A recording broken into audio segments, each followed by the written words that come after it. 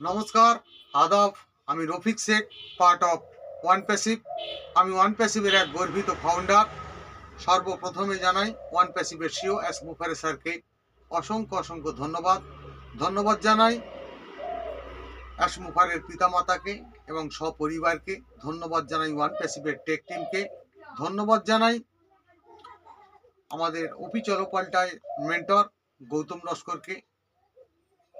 সর্বপ্রথমে জানাই অসংখ্য অসংখ্য ধন্যবাদ ওয়ান প্যাসিভের যে সকল ফাউন্ডাররা সারা পৃথিবী জুড়েতে আছেন, যে অনেক দিন কষ্ট করে আমরা যে ওয়ান প্যাসিভের ফাউন্ডারশিপে প্রত্যেকটা বন্ধু আমাদের অ্যাশ মুফারের সঙ্গে আছেন, তাদেরকে প্রীতি শুভেচ্ছা ও আন্তরিক অভিনন্দন।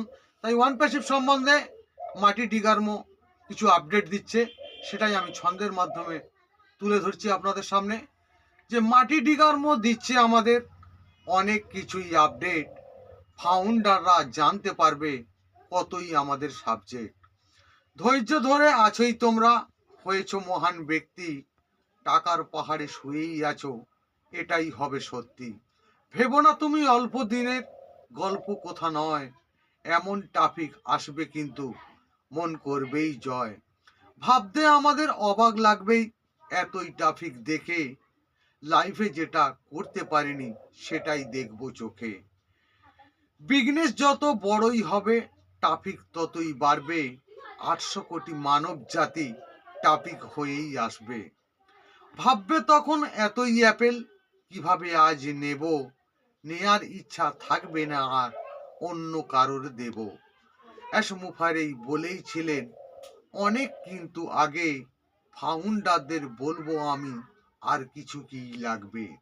নেবার যখন রাস্তা থাকবে না, দিতেই আমরা থাকবো, সারা পৃথিবীর নিয়েই আমরা নতুন পৃথিবী গড়ব। এটাই হলোই অ্যাশ মুফারের ওয়ান প্যাসিভের নীতি। এতই ট্রাফিক আসবে আমাদের, রাখতে পারবো না স্মৃতি। অ্যাশ মুফারে ধন্যবাদ। ওয়ান প্যাসিভ জিন্দাবাদ। আপনাদের যদি ভালো লেগে থাকে লাইক, কমেন্ট এবং শেয়ার করুন। ধন্যবাদ।